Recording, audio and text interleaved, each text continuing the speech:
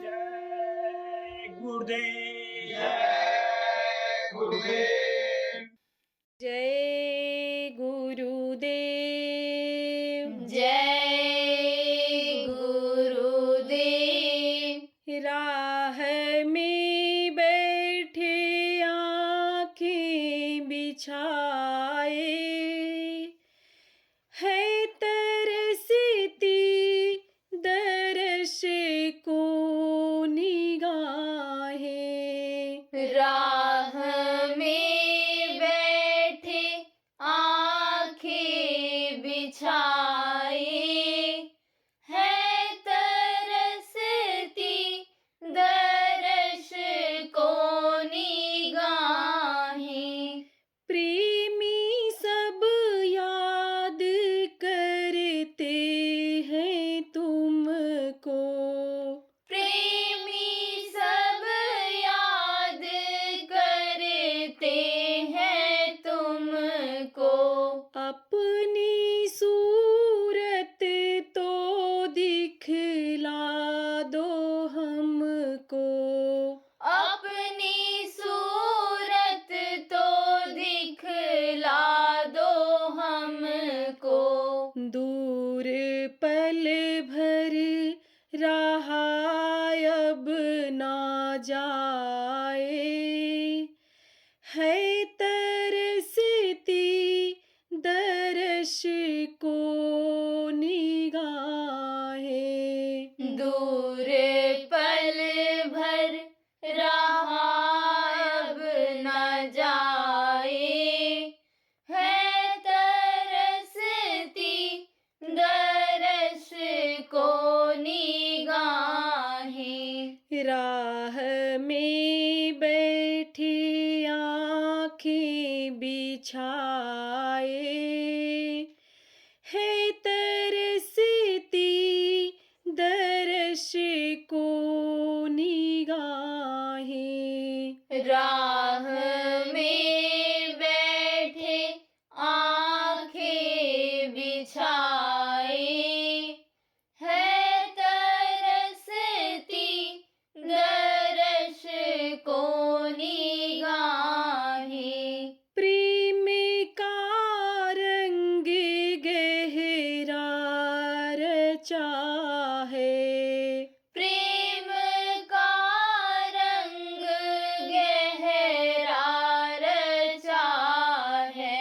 ऐसा बंधन ये तुमसे बंधा है, ऐसा बंधन ये तुमसे बंधा है। बातें मन की ये कैसे बताए, है तरसती दर्श को निगाहें। बातें मन की ये कैसे बताएं, है तरसती दर्श को निगाहें। राह में बैठे आँखें बिछाए, है तरसती दर्श को निगाहें। राह में बैठे आँखें बिछाए, है तरसती दर्श को निगाहें। आज मुर्शिद हमारे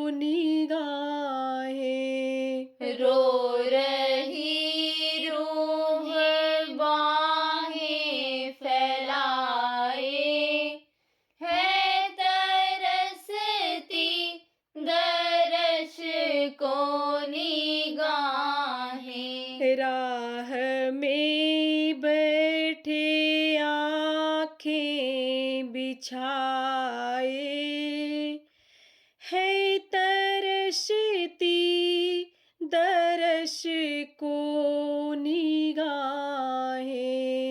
राह में बैठे आंखें बिछाए है तरसती दर्श को निगाहें। है तरसती दर्श को निगाहें।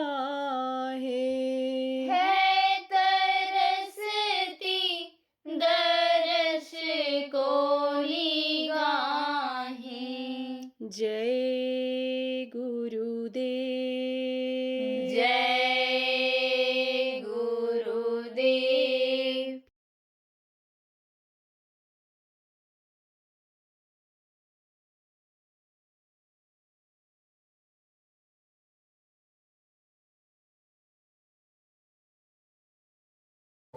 जो धार्मिक होते हैं उनके बच्चे भी धर्म का असर आता है, खान पान चाल चलन अच्छाई का असर आता है, और वो भी ऐसे होते हैं। दुष्ट का संग पड़ जाता है जब बच्चों का, तो दुष्टता ही उनके अंदर आ जाती है, चोर डकैत बन जाते हैं, कतली बन जाते हैं। तो संस्कार किससे बनता है? साथ से बनता है। साथ अच्छा रहा, साथ जब अच्छा रहा आपका तो संस्कार आपका बने।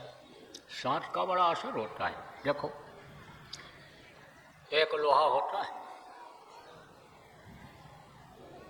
उसका अगर चाकू बन जाए तो क्या काम करेगा? काटने का काम करेगा। तीर बन जाए तो मारने का काम करेगा। तलवार बन जाए तो मारने का काम करेगा। और वही लोहा देखो, ये यहाँ टीन शेड में लग गया, अब यही लोहा आपको छाया में बैठा दे रहा है। इसी का घर बन जा रहा है, इसी का गाड़ी घोड़ा बन जा रहा है लोहे का। कारखाने में चला गया, जहाज बन गया, उस पर बैठ कर के नदी पार कर सकते हो।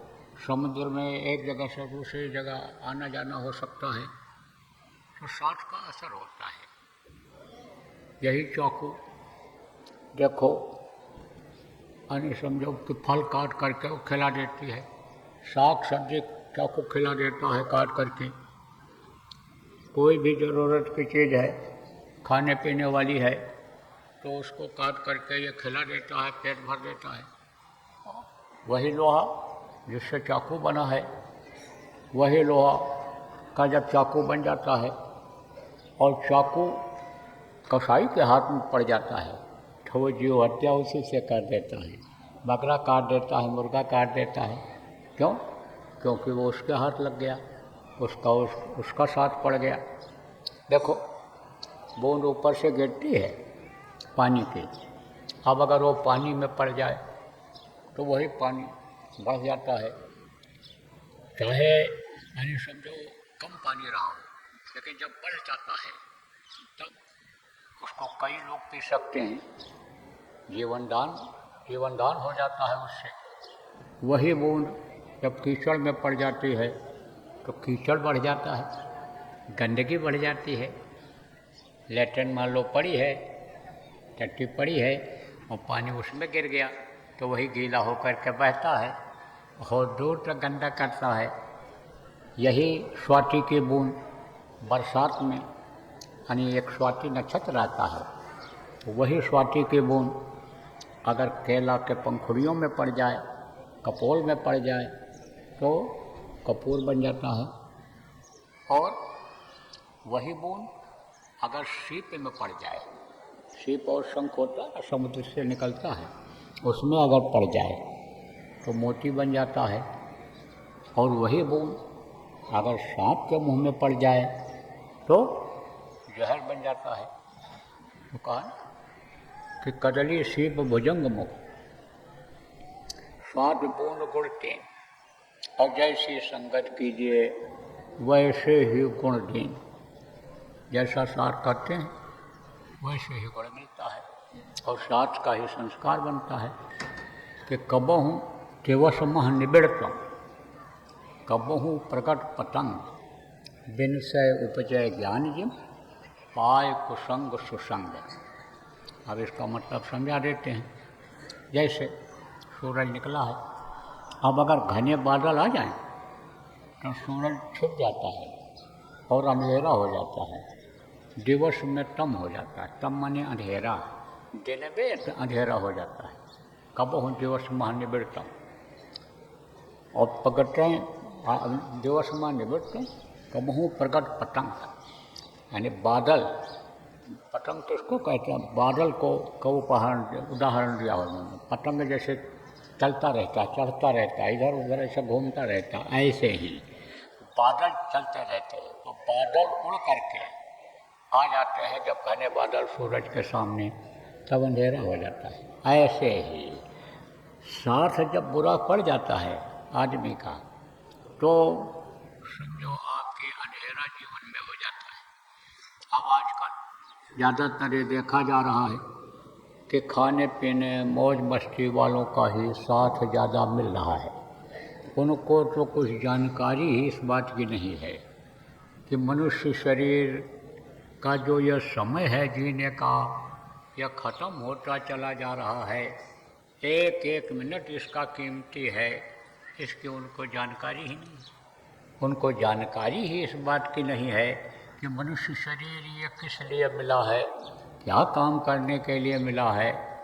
देवता इसके लिए क्यों तरसते रहते हैं, देव दुर्लभ शरीर इसको क्यों कहा गया है, इन सब चीज़ों की उनको जानकारी ही नहीं है। कारण यही है कि ज्ञान उनको नहीं हुआ है, सत्संग नहीं मिला उनको, संत नहीं मिले उनको, कोई बताने समझाने वाला उनको नहीं मिला। तो उनका जीवन किस तरह का हो रहा है इस धरती पर, जिसके लिए विद्वान ने कहा है कि यशम न विद्या तपो न दानम, ज्ञानम न शीलम न गुणो न धर्म, ते मृत्युलोके भू भार भूत्वा मनुष्य रूपेण मृगाश्चरन्ति। वो तो जैसे मृगा चढ़ता रहता, घूमता रहता है, अज्ञानता में रहता है, पानी की तलाश में इधर उधर जैसे भटकता रहता है, ऐसे वो भटकते रहते हैं। कमाने के लिए, खाने के लिए कहाँ से कहाँ चले जाते हैं। साथ मिल गया गलत आदमियों का तो समझो अपराध शरीर से करने लग जाते हैं, पाप शरीर से करने लग जाते हैं। जब कोई पापी मिल जाता है, कर्मों के बोझ से लग जाते हैं, वो तो इस धरती पर बोझे की तरह से जब तक जीते हैं तब तक तो रहते ही रहते हैं, लेकिन आखिरी वक्त में उनको कर्मों की सज़ा मिलने लग जाती है। यमराज का डंडा पड़ने लग जाता है, सोटा पड़ने लग जाता है, यमराज के दूतों की मार पड़ने लग जाती है, नरकों में डाल दिए जाते हैं, मारे जाते, काटे जाते, सड़ाए गलाए सब पाए जाते हैं। मनुष्य शरीर पाना उन लोगों का बेकार हो जाता है। लेकिन जब सत्संग मिल जाता है, संत मिल जाते हैं और समझा देते हैं कि भाई यह असर्थुल मखलूकात है, यह देव नारायणी शरीर है, देवता इसके लिए तरसते रहते हैं। करोड़ों जन्मों तक इधर उधर भटकने के बाद, 84 में भटकने के बाद तब यह मनुष्य शरीर मिला है। 84 किसको कहते हैं?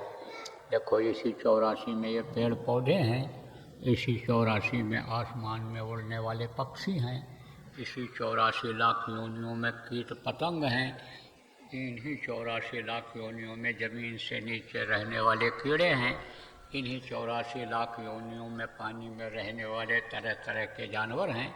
यह सब 84 लाख योनियों में है। मनुष्य शरीर पाने का मतलब जब समझ में नहीं आता है और चूक जाते हैं, जवान के स्वाद के लिए, नभ्या के स्वाद के लिए ही काम करते जीवन भर रह जाते हैं, तब समझो कि कर्मों के अनुसार इन्हीं योनियों में जाना पड़ता है। अब उनमें भटकने के बाद गाय और बैल की योनि मिलती है। गाय और बैल की योनि के बाद में कबहु कृपा कर नर्तन देहि, देत ईश बिन हेत सुने। जब उस मालिक की मौज हो जाती है कि चलो एक बार मौका इनको हम दे दें, बना लें ये अपना काम, अपनी आत्मा को प्रभु तक पहुंचा दें, वहाँ तक यह पहुंच जाए, इसलिए एक बार मौका दे देते हैं।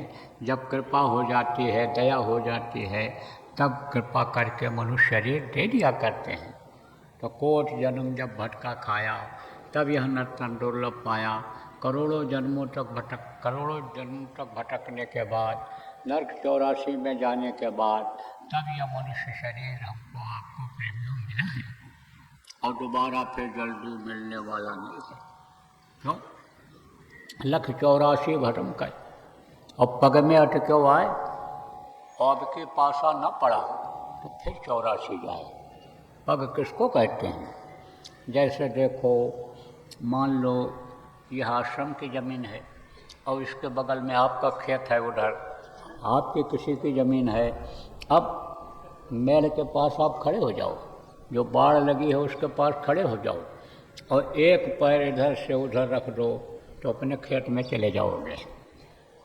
मान लो आश्रम वाले कहते हैं कि भाई तुम हमारे यहाँ क्यों आ गए, कैसे आए, क्या है, पूछताछ करेंगे, और एक पैर आप उधर रख दो तो आप अपने खेत में चले जाओगे, तो कोई कुछ कह पाएगा? आप अपने हद में हो। ऐसे ही एक पैर इधर से उधर अगर रख दिया जाए तो सारा झंझट खत्म हो जाए, सारा रोना धोना खत्म हो जाए। अब पग में अटके हुआ है, अब जब कोई बताने वाला मिल जाए कि भाई एक पैर इधर से उधर तुम रखो, तो तुम्हारा सारा संकट दूर हो जाएगा। इसलिए आप ये समझो कि पग में हो, अब की बार पग में अटके हुआ है, और अब की पासा न पड़ा, और अब की बार अगर चूक गए तो फिर 84 जाए, फिर उसी में जन्मो मरो, फिर उसी में जन्मने मरने की पीड़ा बर्दाश्त करो, फिर 9 महीने माँ के पेट में लटको, और मनुष्य शरीर भी मिल जाए, सदगुरु न मिल जाए, उद्धार का तरीका न मिल पावे, नाम वो नाम न मिल पावे, कोट नाम संसार में पाते मुक्ति न हो, मुक्ति देने वाला नाम न मिल पावे, तो समझो आप कि फिर फंसते ही ऐसे चले जाओगे। तो प्रेमी, यह जो मनुष्य शरीर है यह बेशकीमती है, इसकी कोई कीमत नहीं लगा सकता है। क्यों? क्योंकि इसके अंदर परमात्मा की अंश जीवात्मा है, वो इसको चेतन किए हुए है। चेतन किसको कहते हैं? जो एक जगह से दूसरी जगह आ जा सकते हैं, उनको चेतन कहा जाता है। और शरीर क्या है? ये जड़ है। जड़ किसको कहते हैं? पेड़ और पौधे को। यह जड़ कब हो जाता है? जब इसमें से चेतन शक्ति निकल जाती है, जीवात्मा निकल जाती है, तब यह शरीर पड़ा रहता है। यह उठ बैठ नहीं सकता है, हाथ पैर इस शरीर का नहीं हिल सकता है, कुछ देख नहीं सकता, कुछ सुन नहीं सकता, कुछ बोल नहीं सकता है।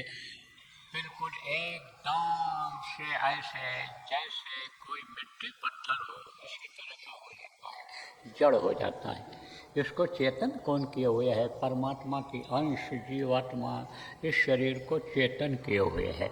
और जब तक इस शरीर के अंदर जीवात्मा है, तब तक आप कुछ भी इससे कर सकते हो।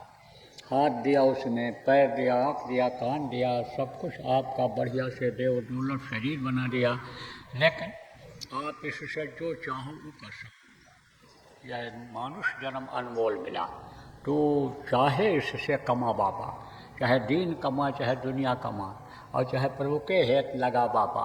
कहा गया ना कि चाहे दुनिया की चीज़ें कमा लो जो नाशवान है, ख़त्म हो जाने वाली चीज़ें हैं। दुनिया की जितनी भी चीज़ों को आँखों से देखा जाता है, मरने के बाद ये सब ओझल हो जाती हैं, ये कुछ दिखाई नहीं पड़ता। जैसे मैंने बताया कि जड़ हो जाने पर कुछ दिखाई नहीं पड़ता है। तो चाहे दीन कमाओ, चाहे दुनिया कमाओ, चाहे दुनिया कमाओ, चाहे दीन कमाओ। दीन किसको कहा गया? ऊपरी लोगों को, ऊपरी लोक के मालिक को, प्रभु को दीन कहा गया। चाहे दीन कमा, चाहे दुनिया कमा, और चाहे प्रभु के लिए लगा बाबा, प्रभु को पाने के लिए इस शरीर को लगा, क्योंकि प्रभु की प्राप्ति इसी मनुष्य शरीर में ही होती है। जो कुछ काम आप कर सकते हो, जब तक ये चेतन शरीर है, जीवात्मा इसमें है, यह शरीर चलता फिरता है, तभी तक आप कुछ कर सकते हो। चाहे कमाने खाने का काम करो, चाहे सोने का काम करो, चाहे एक दूसरे की मदद करने का काम करो, चाहे किसी की सेवा करने का काम करो, चाहे इससे मर काट कर दो, चाहे इससे कुश्ती लड़कर जीत जाओ, दुनिया में यश कमा लो, ऐसा काम कर डालो, और चाहे अरे भगवान को पालो, दुनिया बनाने वाले को पालो, देवी देवताओं को पा करके उनको अपने वश में कर लो। शरीर के रहते रहते ही कुछ कर सकता है आदमी। मरने के बाद अगर कोई ये कहे कि हम चोरी छोड़ देंगे, मरने के बाद व्यभिचार छोड़ेंगे, मरने के बाद हम LLB करेंगे, वकालत पढ़ेंगे, डॉक्टरी पढ़ेंगे, तो कुछ कर पाएगा? कुछ नहीं कर पाएगा। मरने के बाद कोई कुछ नहीं कर सकता, भगवान को भी नहीं पा सकता। उस वक्त पर तो कर्मों की जो है कर्मों का हिसाब होने लगता है। कर्म किसको कहते हैं? जो करते हो हाथ पैर से, आँख कान से, दिल दिमाग लगा करके जो काम करते हो, वही है कर्म। यही कर्म अच्छा भी होता है और यही कर्म बुरा भी होता है। तो आखिरी वक्त पर तो अच्छे बुरे का हिसाब होता है, आखिरी वक्त पर तो किसी चीज़ का मौका ही नहीं रहता है, और तुरंत खाली करा करके आप ये समझो कि दूसरी जगहों पर भेज देते हैं कर्मों के अनुसार। आँख कान हाथ पैर से बुरा कर्म अगर बन गया है तो नरकों में जा कर के मार खानी पड़ती है, वहाँ पर गोते लगाने पड़ते हैं, वहाँ हमेशा परेशान रहना पड़ता है। और मान लो कुछ अच्छा कर्म बना है तो 84 में डाल दिए जाते हैं, पेड़ बना करके खड़ा कर दिए गए, ऊपर आसमान में उड़ने वाले पक्षियों के शरीर में बंद कर दिए गए, ज़मीन के नीचे रहने वाले कीड़ों में बना दिए गए, ज़मीन से ऊपर नहीं आ सकते। पत्थरों के बीच में भी कीड़े रहते हैं, पत्थर से बाहर निकल नहीं सकते, उसे बच्चा देते हैं, उसी पत्थर को काट काट करके खाते हैं, हाँ उसी में घर बन जाता है, उसी में रहते हैं। तो उनमें भी यही जीवात्मा है जो हमारे आपके अंदर है, सज़ा भोगने के लिए उसमें डाल दिया गया है। तो मरने के बाद तो सज़ा ही सज़ा रहती है, भोगना ही पड़ता है। मरने के बाद कोई कहे हम भगवान को पालेंगे तो हो ही नहीं सकता है। और आज तक अगर किसी को मिला तो जीते जी मिला है, मरने के बाद न किसी को मिलेगा और न मिला है। इस बात को आप समझ लो। यह भी कहा गया है, कर ले निज काज जवानी में, इस 2 दिन की जिंदगानी में, 2 दिन की जिंदगानी पता चलता है कि जिंदगी कब खत्म हो गई। कुछ लोग बुढ़े हो गए हैं और दादाजी कहो तो नाराज़ हो जाते हैं, कहते हैं हम दादाजी हम लग रहे हैं, चाचा कहो चाचा, और चाचा की उम्र के हैं और उनको चाचा कह दो तो कहते हैं चाचा लग रहे हैं तुम्हारे, भाई साहब कहो। मन ये कभी बुढ़ा होता ही नहीं है, मन तो ये जवान होता चला जाता है और फिर बुढ़ापा ही जाती है। बता के आती है, बता के बुढ़ापा नहीं आती है। ये बुढ़ापा आ जाती है, अपने आप आ जाती है, पता नहीं चलता है। लेकिन हाथ पैर आँख कान जब ढीले पड़ जाते हैं तब पता चल जाता है कि अब बुढ़ापा आ गई। जब इस तरुवर किसको कहा गया? पेड़ को तरुवर कहा जाता है। तो जा दिन मन पंछी उड़ गई हैं, ता दिन तेरे तन तरुवर के सभी पात झड़ गई हैं। तन माने शरीर, तो तन रूपी वृक्ष के पात झड़ने लगते हैं। कौन से पात? दांत निकल जाता है। आप ये समझो कि बाल ये झड़ने लग जाते हैं। बच्चे के बाल बढ़िया रहते हैं और बूढ़े के देखो या चांद खाली हो जाता है, झड़ जाता है धीरे धीरे। बहुत से लोगों तो सब बाल झड़ जाते हैं। तो समझ लो कि अब इनके बुढ़ापा इनकी आ रही है। तात इन तेरे तन तरुवर के सभी पात झड़ गई हैं, जा दिन मन पक्षी उड़ गए हैं। तो संकेत मिलने लगता है, यह संकेत आ जाता है बाल पकने का, झुर्रियाँ पड़ने का, कि बस अब तुम जाने ही वाले हो। जैसे आम इस समय पर देखो लगा हुआ है, अब इस समय तो हरा है, कुछ दिन के बाद वो पीला पड़ने लगेगा। तो जब पीला पड़ने लगेगा तो समझ लो अब ये नीचे गिरेगा, पकड़ के नीचे गिर जाएगा। फिर वो हरा नहीं हो सकता, फिर वो छोटे आकार का नहीं हो सकता है। इसी तरह से फिर बुढ़ा आदमी अगर कहा है कि उस उम्र में हम जवान हो जाएं, तो जवान तो हो ही नहीं सकता है। कितना भी सूखे पेड़ को आप पानी दो, खाद लगाओ, लेकिन वो हरा हो ही नहीं सकता है। तो सूखता है जो पेड़, यानी जो पेड़ फलता है, झड़ता है, जो हरा रहता है सूखता है, जो आगे जलती है वो बुझती है, और जो पैदा होता है वो मरता है। इस धरती का नियम भी है, विधान यही है। तो आपको मैं बता रहा था, क्या बता रहा था? कर ले निज काज जवानी में। ये काम जो हो सकता है, कोई भी काम, चाहे दुनिया का हो चाहे परमार्थ का हो, जब तक शरीर के अंदर ताकत रहती है तभी तक हो सकता है। और शरीर की ताकत जब खत्म हो जाती है, बुढ़ापा जब आ जाती है, तो कुछ नहीं हो पाता है। और मौत ऐसे आ जाती है कि जैसे परी अचानक धाय अपने आप सामने आ जाती है। इस समय घर से कोई आदमी निकले तो कोई गारंटी है कि 2 घंटे के बाद ठीक ठाक वापस आ जाएगा? बोलो, वो समय है कि जब बाप के सामने लड़का मर जाता था तो राजा से पूछताछ हो जाती थी कि अनहोनी कैसे हो गई, तुम्हारे राज्य में कैसे बाप बैठा है, लड़का मर गया? कुछ नहीं, अकाल मृत्यु जग माही व्यापे, प्रजा बहुत मरे। तो समझो कि ये पानी, ये जिंदगी क्या है? ये पानी के बुलबुले की तरह से है। जैसे पानी बरसता है और बुलबुले निकलते हैं, देखते देखते ख़त्म हो जाते हैं। जैसे आसमान के तारे दिखाई पड़ते हैं और देखते देखते ख़त्म हो जाते हैं, उसी तरह से मानो इंसान की ये ज़िंदगी ख़त्म हो जाती है। पानी केरा बुदबुदा असमानुष की जात, देखत ही छिप जाएंगे क्यों तारे प्रभात। प्रेम, जिंदगी यह क्या है? जिंदगी यह कुछ क्षणों का फूल है। जिंदगी यह एक मुट्ठी धूल है। जिंदगी को कुछ समझना यह मनुष्य का एक भारी भूल है। तो आज आपको क्या याद करना है? मौत को याद रखना है कि पता नहीं कब आ जाए। और किसको याद करना है?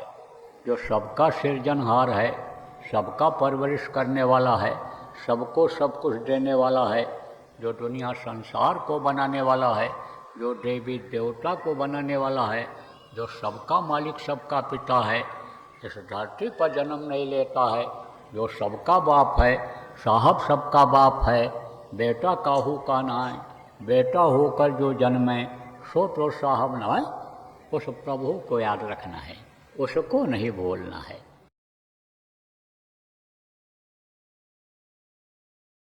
क्या शुरू हो रहा है? ये रोने का और हंसने का और चिल्लाने का और भगने का? क्या ये जो प्रजातंत्र का चुनाव है वो आ रहा है, उसमें बड़ी होशियारी से रहना है, उतावलेपन में मत आना है। उसमें एकदम से आगे कूदने की जरूरत नहीं है, क्योंकि ऐसे ही चुनावों में हिंसा हत्या हो जाती है, इसमें खून बह जाता है, जीवन में पूरी जिंदगी में दुश्मनी अदा करनी पड़ जाती है एक दूसरे की। इसलिए बहुत सोच समझ करके चलने की जरूरत है। कहते हैं गरीबी में आटा गीला होता है कि जब खराब समय का संकेत आपको मिल गया है तो उस खराब समय में चलने के लिए खूब करके कदम रखना है। तो इन सब बातों को जरूर ध्यान रखना। जय गुरुदेव। सरकारी व गैर सरकारी अनुदान के लिए बिना सत्संगियों के सहयोग द्वारा जनहित के कार्यों में लगी हुई बाबा जय गुरुदेव धर्म विकास संस्था का मुख्यालय पिंगलेश्वर रेलवे स्टेशन के सामने मक्सी रोड, उज्जैन, मध्य प्रदेश में है। यहाँ पर सत्संग व नामदान का कार्यक्रम होता रहता है। अतः आप श्रोताओं से अनुरोध है कि बाबा उमाकांत जी महाराज के आश्रम उज्जैन एक बार परिवार सहित जरूर पधारिएगा। आपके सुझाव के लिए व्हाट्सएप नंबर 9575600700। जय गुरुदेव, जय गुरुदेव।